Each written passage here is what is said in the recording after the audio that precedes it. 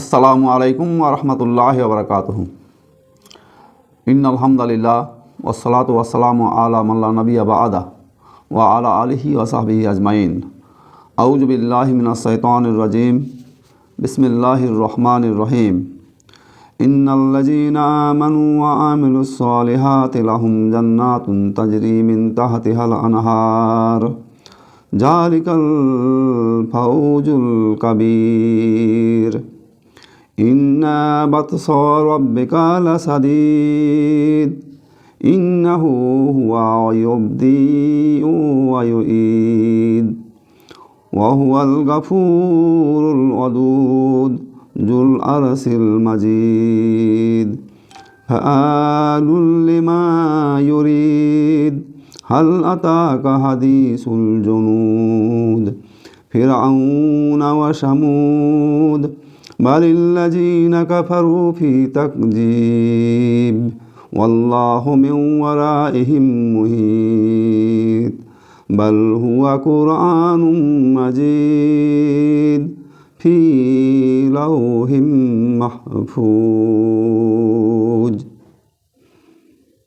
सदाकल्लाहुल अज़ीम।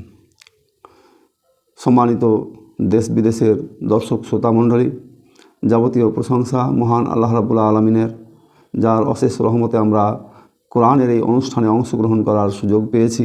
আল্লাহ আমাদের সেই সুযোগ দিয়েছেন। সেই মহান স্রষ্টার দরবারে আমরা শুকরিয়া আদায় করছি, আলহামদুলিল্লাহ। অতঃপর দরুদ ও সালাম শান্তির ধারা বর্ষিত হোক শেষ নবী হযরত মুহাম্মদ মুস্তাফা সাল্লাল্লাহু আলাইহি সাল্লামের প্রতি। আল্লাহুম্মা সাল্লি আলাইহি আল্লাহুম্মা বারিক আলাইহি। আমরা আলোচনা করেছি গত পর্বে সূরা আল বুরুজ 1 থেকে 10 নম্বর আয়াত। আজকে 11 থেকে 22 পর্যন্ত এই 12টি আয়াতের উপরে আলোচনা করব। ওমা তৌফিকি ইল্লা বিল্লাহ তাওয়াক্কালতু ইলাইহি উনীব। সূরা বুরুজ আমরা আলোচনাতে বলা হয়েছে যে এটি মক্কায় অবতীর্ণ সূরা এবং মুসলমানদের কঠিন চরম পরিস্থিতির সময়ে এই সূরা নাজিল করা হয়েছে এবং এই সূরাতে ঈমানদারদেরকে সান্ত্বনা দেওয়া হয়েছে, বিজয়ের সুসংবাদ দেওয়া হয়েছে। অপরদিকে কাফেরদেরকে ভর্ৎসনা করা হয়েছে, তাদেরকে সতর্ক করা হয়েছে এবং কঠিন জাহান্নামের শাস্তির স্বাদ বা ভয়াবহতা তাদেরকে প্রকাশ করা হয়েছে, জানানো হয়েছে। সূরা আল বুরুজ, কোরআন মাজিদে বুরুজ শব্দটি 4টি সূরাতে এসেছে। সূরা আমরা যেটা আলোচনা করছি আল বুরুজ, এই সূরার প্রথম আয়াতে এসেছে। সূরা নিসার 78 নম্বর আয়াতে এসেছে। সূরা হিজরের 16 নম্বর আয়াতে এসেছে এবং সূরা ফুরকানের 61 নম্বর আয়াতে সূরা বুরুজ শব্দটি এসেছে। আল্লাহ রাব্বুল আলামিন বিগত 10টি আয়াতে যে বিষয়কে লক্ষ্য করে কথা বলেছেন, আজকের আলোচনার আগে তার কিছু সামাপ পেশ করছি। আল্লাহ রাব্বুল আলামিন কাফেরদেরকে সতর্ক করেছেন, তাদেরকে ঘটনা শোনানো হয়েছে যে আসহাবুল উকদুদ, এই আসহাবুল উকদুদের ঘটনার মধ্য দিয়ে কাফেরদেরকে সতর্ক করা হয়েছে যে তারা হাজার হাজার ইমানদার লোকদেরকে হত্যা করেছে। তারপরেও একজন কাফের, এই একজন ইমানদারও তারা ঈমান ত্যাগ করেনি। একদিকে ইমানদারদেরকে সান্ত্বনা দেওয়া হচ্ছে যে তোমাদের পূর্ববর্তী উম্মতের অনেক মানুষের উপরে যাদেরকে করাত দিয়ে কেটে দুটুকরো করে দেওয়া হয়েছে, তারপরেও তারা ঈমান থেকে সরে যায়নি, বরং তারা আল্লাহর উপরে ভরসা করে ধৈর্য ধারণ করে থেকেছে।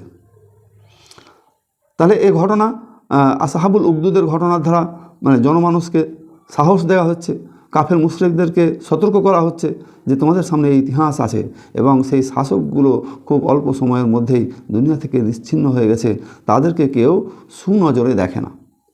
ইতিহাসের পাতায় তারা নিকৃষ্ট শাসক হিসাবে চিহ্নিত রয়েছে। ঘটনাক্রম হচ্ছে যে এই শাসকের নাম ছিল ইউসুফ জুনুওয়াস। তারপরে ইয়েমেনের শাসক হয়েছিল আব্রাহা বাদশাহও কাবাঘর ধ্বংস করতে এসে আর টিকে থাকতে পারেনি, সেও ধ্বংসে পরিণত হয়েছিল। মূলত এরা ছিল জালেম শাসক। তাহলে 1 থেকে 10 আয়াতে জালেমদের করুণ পরিণতির কথা আলোচনা করার পর এই 11 নম্বর আয়াতে ঈমানদারদেরকে শুভ সংবাদ শোনানো হচ্ছে। তাহলে শুভ সংবাদটা কি? আল্লাহ রাব্বুল আলামিন কি শুভ সংবাদ শোনাচ্ছেন সেটা বলা হচ্ছে যে ইন্নাল্লাযীনা আমানু ওয়া আমিলুস সালিহাতি লাহুম জান্নাতুন তাজরি মিন তাহতিহাল আনহার যালিকাল ফাউজুল কাবীর। যারা ঈমান এনেছে, সৎ কাজ করেছে, তাদের জন্য রয়েছে জান্নাত, যার নিম্নে স্রোত সিন্নি প্রবাহিত, এটা সুমহান আল্লাহর দরবারে মানুষদের জন্য চূড়ান্ত সফলতা। তাহলে এই ইমানদারদেরকে চূড়ান্ত সফলতার একটা নমুনা তাদের সামনে পেশ করা হচ্ছে। নমুনাটা কি? যে তোমরা দুনিয়ায় ইমানের উপরে থাকতে গিয়ে তোমাদের উপরে জুলুম হয়েছে, অত্যাচার হয়েছে, নির্যাতন হয়েছে, জেল জরিমানা হয়েছে, স্ত্রী পুত্র কন্যা নিয়ে বাড়িতে আরামে তোমরা থাকতে পাওনি, তোমাদেরকে সব সময় টার্গেট করা হয়েছে। এই টার্গেট আজও হচ্ছে। আমরা কয়েকদিন আগে বাংলাদেশে দেখলাম হাদি নামক একটা উঠতি, শরীফ ওসমান হাদি, একটা উঠতি ট্যালেন্টেড ছেলে, যাকে গুলি করে হত্যা করার চেষ্টা করা হয়েছে। আল্লাহর রহমতে সে হয়তো এখনও বেঁচে আছে, কিন্তু তাকে শেষ করে দেওয়ার চেষ্টা হয়েছে। তাহলে এইরকম অত্যাচার, এরকম অন্যায়, এরকম চরম পরিস্থিতির শিকার যুগে যুগে কালে কালে যারা ইসলামপন্থী মানুষ, ইমানদার মানুষ, তাদেরকে হতে হয়েছে। তাহলে এই লোকগুলো দুনিয়াতে শান্তি পায়নি, সুখ পায়নি। তাহলে তাদের তো একটা অধিকার থাকে যে যারা দুনিয়াতে এইভাবে নিজের জীবনকে উজাড় করে দিল, তাদের তো শুভ সংবাদ একটা থাকেই, দিতেই হয়। এই শুভ সংবাদটা হচ্ছে তাদেরকে বলা হচ্ছে তোমরা ঈমান এনেছো এবং সৎ কর্ম আমলে সলের উপরে তোমরা দাঁড়িয়ে থেকেছো, তোমাদের জন্য শুভ সংবাদ রয়েছে, তোমরা জান্নাতে যাবে। তাহলে এই আসহাবুল উখদুদের ঘটনা, কাফের মুশরিকদের ঘটনার বর্ণনা করার পর এই যে লোকদেরকে সুমহান শাসক সুমহান সফলতার মেসেজ শোনানো হচ্ছে, এরা কী এমন আমল করেছে। এখানে দুটো বিষয় খুব উল্লেখযোগ্য। এক হচ্ছে যে আল্লাহ নবী হযরত মুহাম্মদ মুস্তাফা সাল্লাল্লাহু আলাইহি সাল্লাম বলেছেন যে শ্রেষ্ঠ জিহাদ হলো জালেম শাসকের সামনে হক কথা বলা। তাহলে আসহাবুল উখদুদের ঘটনায় দেখেছি আমরা জালেম শাসকের সামনে হক কথা কীভাবে বলতে হয় এবং তার উপরে কীভাবে দাঁড়িয়ে থাকতে হয়, তার জীবন চলে গেলেও। আরেকটা হাদিস আল্লাহ নবী হযরত মুহাম্মদ মুস্তাফা সাল্লাল্লাহু আলাইহি সাল্লাম বলেছেন যে তুমি শিরক করো না, তুমি শিরক করো না, তোমাকে হত্যা করা হলেও, তোমাকে জীবন্ত পুড়িয়ে মারা হলেও। তাহলে এত কঠিন শব্দ ব্যবহার করা হয়েছে। যদি তোমাকে হত্যা করা হয় অথবা তোমাকে জীবন্ত পুড়িয়ে মারা হয়, তাহলেও তুমি শিরক করো না। তাহলে এই যে বালকের কথা আমরা আলোচনা করেছি বিগত পর্বে, সেখানে সেই বালককে হত্যা করার জন্য কত চেষ্টা করা হয়েছে, তাকে এমনকি তাকে লোভেরও সম্মুখীন হতে হয়েছে, তারপরেও সে জায়গা থেকে, ইমানের জায়গা থেকে সে ত্যাগ করেনি। আজও মুসলিম উম্মাহ যারা দেশ বিদেশে ইসলামকে প্রসারের জন্য যারা নিত্য লেগে আছে, তাদের উপরে যে অন্যায় হচ্ছে, জুলুম হচ্ছে, নির্যাতন হচ্ছে, তারপরেও এই ইমানওয়ালা লোকগুলো, প্রকৃত ইমানদার লোকগুলো, তারা তাদের নিজেদের মিশন থেকে, আল্লাহর দেয়া তাদের উপরে দায়িত্ব থেকে তারা কখনো সরে যায় না।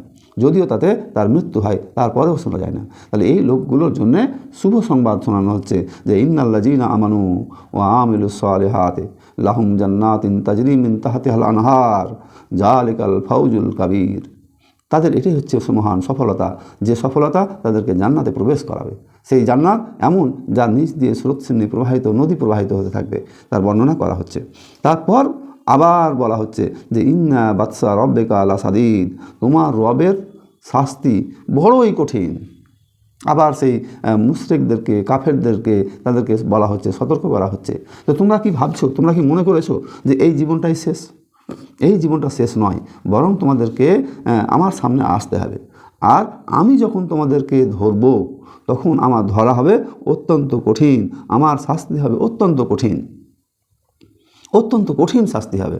আমরা দেখেছি আল্লাহ রাব্বুল আলামিন মানুষকে কিছুদিনের জন্য সময় দেন, কিছুদিনের জন্য সময় দেন। এই সময়টা তাকে দেয়া হয় কেন?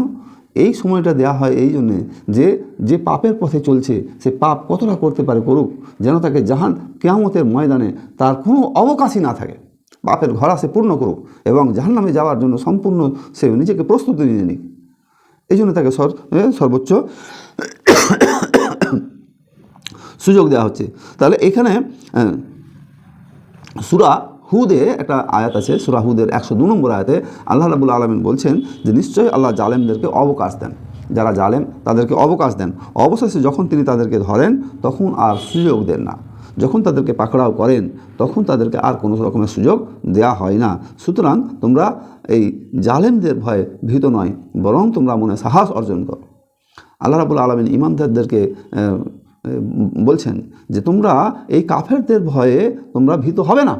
আল্লাহ রাব্বুল আলামিন অন্যত্র এই ঈমানদার লোকেদেরকে সাহস দিয়ে বলেছেন আম হাসিবতুম আন তাদখুলুল জান্নাতা, তোমরা কি মনে করেছো যে তোমরা এমনি এমনি জান্নাতে চলে যাবে? অথচ তোমাদের পূর্বপুরুষদেরকে কঠিন পরীক্ষার মধ্যে পড়তে হয়েছে, কঠিন সমস্যার মধ্যে পড়তে হয়েছে, জুলুম নির্যাতনের মধ্যে পড়তে হয়েছে, জীবন্ত তাদেরকে আগুনে ফেলা হয়েছে, করাত দিয়ে চিরে দেওয়া হয়েছে। তারপর তখন তারা বলে উঠেছে মাতা নাসরুল্লাহ, আল্লাহ তোমার মহদত কখন আসবে?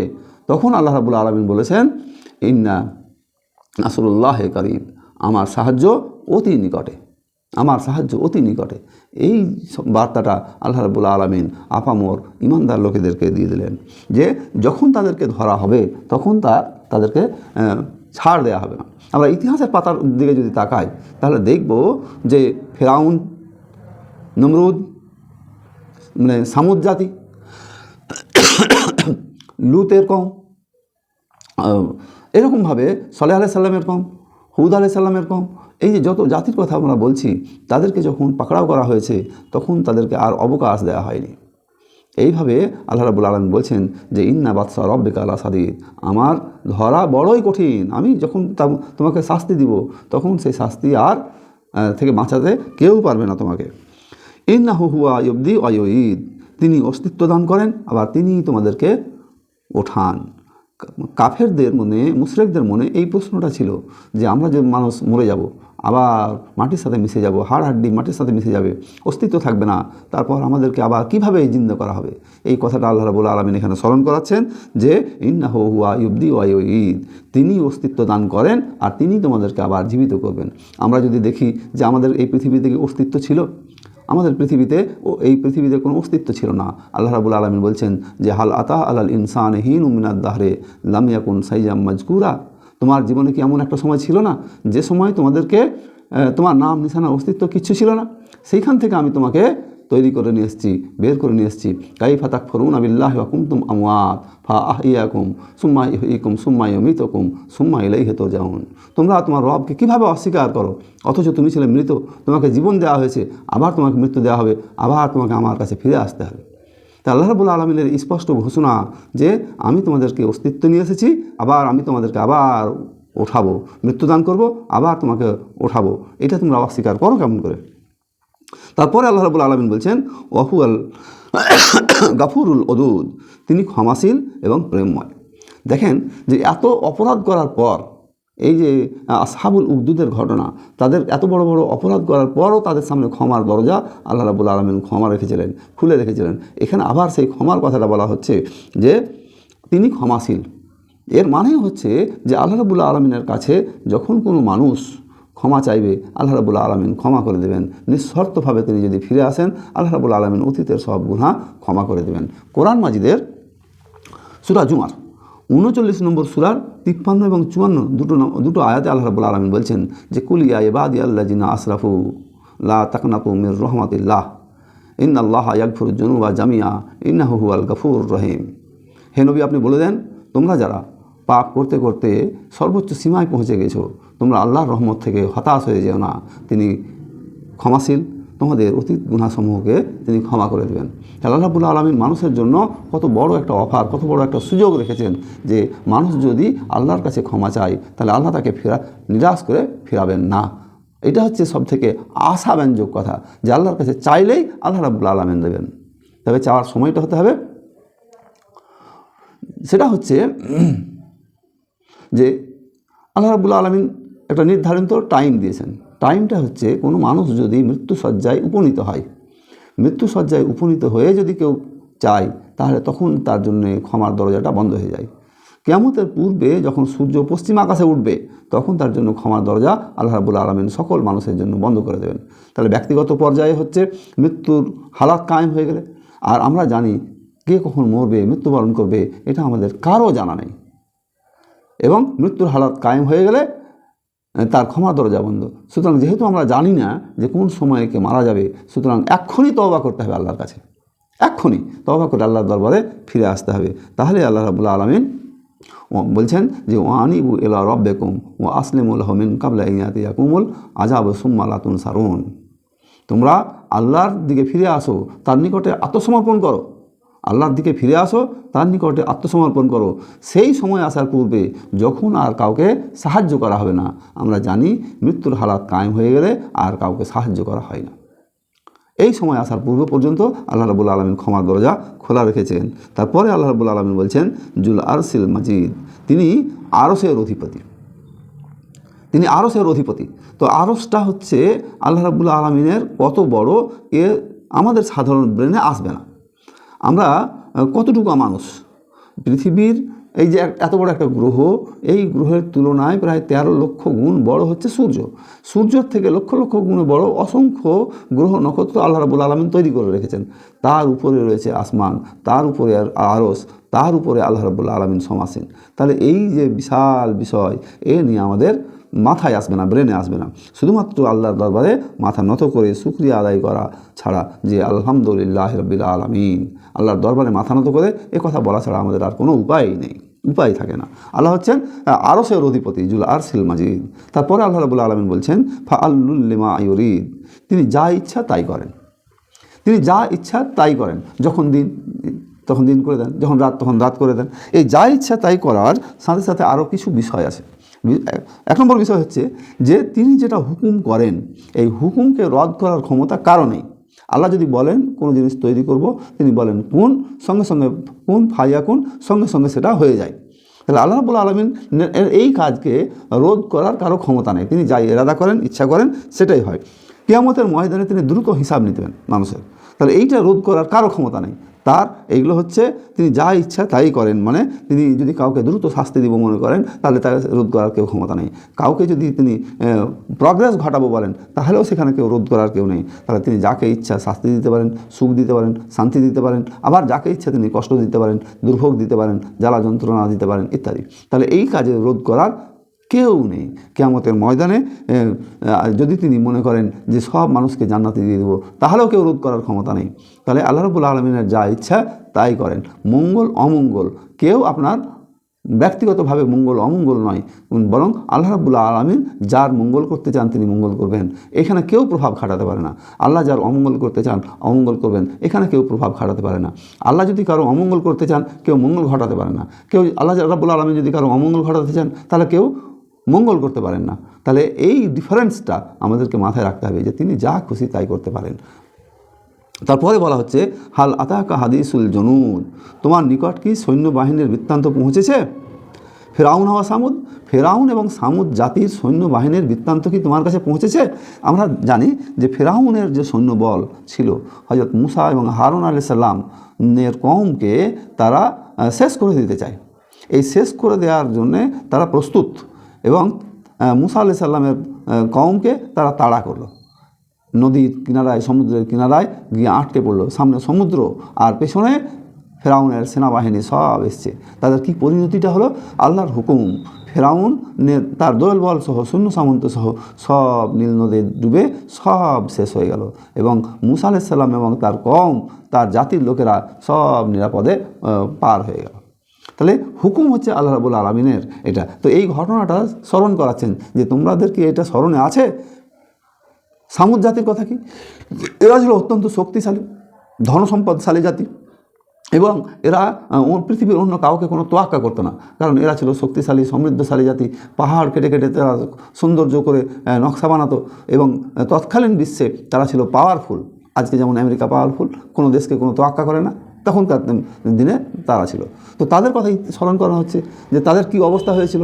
7 দিন 8 রাত ধরে যে বৃষ্টি হয়েছিল, তাতে সব ইমানদার কয়েকজন লোক ছাড়া বাকি সব মানুষকে হালাক করে দেওয়া হয়েছিল। তো এ গল্প, এ ঘটনা শোনানো হচ্ছে কেন? এই ঘটনা শোনানো হচ্ছে এই জন্যে যে তৎকালীন সমাজে যে মুশরিকরা ইমানদারদের উপরে অত্যাচার করতো, জুলুম করতো, তাদেরকে সতর্ক করা হচ্ছে যে তোমরা তো জানো এই আরবেরই কাহিনী। সামুদ জাতিটা আরব সাম্রাজ্যের অধীনে। মুসা আলাইহিস সালামের কওম আপনার আরবের পার্শ্ববর্তী মিশরের ঘটনা এটা। তাহলে তোমাদের মধ্যেকারী ঘটনা তোমাদেরকে স্মরণ করানো হচ্ছে যে সেই সময়ে ফেরাউনের সেনাপতি সামুদ জাতির লোকজনকে কীভাবে শেষ করা হয়েছে। তারা ছিল জালেম। তোমরা কোরাইশরা বা মুশরিকরা তোমরাও যদি নিজেদেরকে জালেম হিসাবে পরিণত করো, তাহলে তোমাদের প্রতিফলও হবে তাদের মতো, তোমাদের চরিত্র হবে, তোমাদের রেজাল্ট হবে তাদের মতো। তোমরা সাবধান। আল্লাহ রাব্বুল আলামিন এদেরকে সতর্ক করছেন, বালিল্লাযিনা কাফারু ফি তাকযীব, তবু কাফেররা মিথ্যা আরোপ করতো।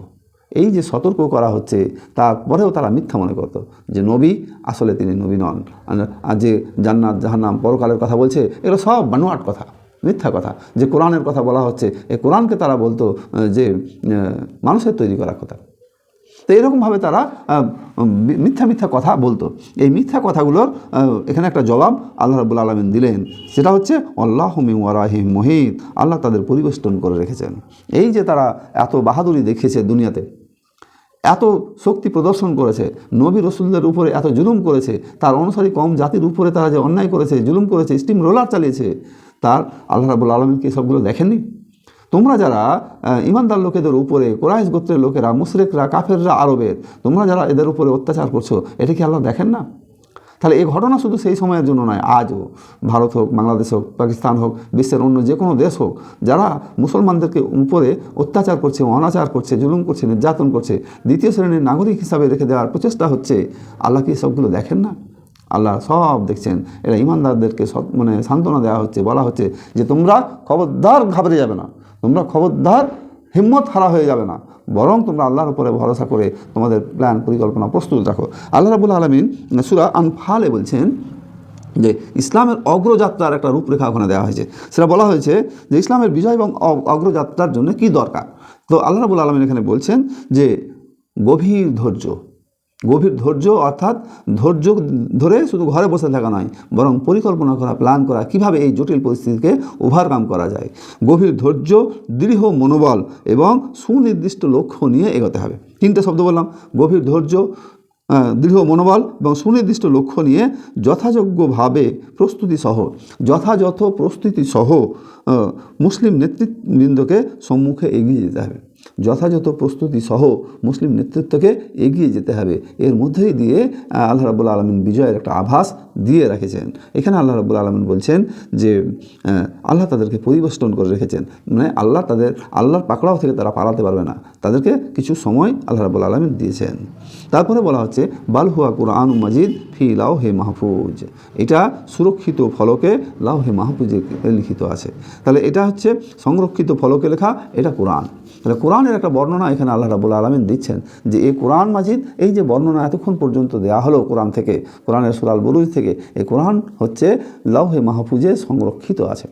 তাহলে খেয়াল করেন যে লাওহে মাহফুজ থেকে আল্লাহ রাব্বুল আলামিন তার নবী হযরত মুহাম্মদ মুস্তাফা সাল্লাল্লাহু আলাইহি সাল্লামের কাছে দীর্ঘ 23 বছরে ধীরে ধীরে নবীর কাছে কোরআন মাজিদ পাঠালেন। তাহলে এই যে কোরআন মাজিদ এলো, কোথা থেকে এলো? জান্নাত থেকে এলো। আমরা আমাদের মানুষের শরীরের দিকে যদি তাকাই, তাহলে দেখব আমাদের শরীরে একটা রূহ বলে একটা বস্তু আছে, বিষয় আছে, আর একটা হচ্ছে নাফস বা দেহ। তাহলে নাফস বা দেহ পরিপুষ্ট হয় খাবার খেয়ে, এবং খাবার উৎপাদন হয় মাটি থেকে। আবার মানুষ মারা যাওয়ার পর মাটিতে মিশে যায়। মিনহা খালাকনাকুম অফিহা নুঈদুকুম অমিনহা নুখরিজুকুম তারাতান উখরা, তোমাদেরকে মাটিতে তৈরি করা হয়েছে, আবার মাটিতে ফিরে যেতে হবে এবং তোমরা মাটিতে মিশে যাবে। তাহলে আল্লাহ রাব্বুল আলামিন মাটির উপাদান দিয়ে শরীর তৈরি করলেন, মাটিতে চলে গেল। কিন্তু এই যে রুহটা তো মাটি দিয়ে তৈরি হয়নি, রুহটা এসছে আলামে আরওয়া থেকে, জান্নাতের একটা জগৎ থেকে। কোরআন এসছে লাওহে মাহফুজ থেকে, জান্নাতের একটা অংশ থেকে। তাহলে রুহ এলো জান্নাতের একটা অংশ থেকে, কোরআন মাজিদ এলো জান্নাতের একটা অংশ থেকে। তাহলে রুহের প্রকৃত খাবার, রুহ প্রকৃতভাবে পরিপুষ্ট হবে যদি আপনি কোরআন রুহের মধ্যে দিতে পারেন।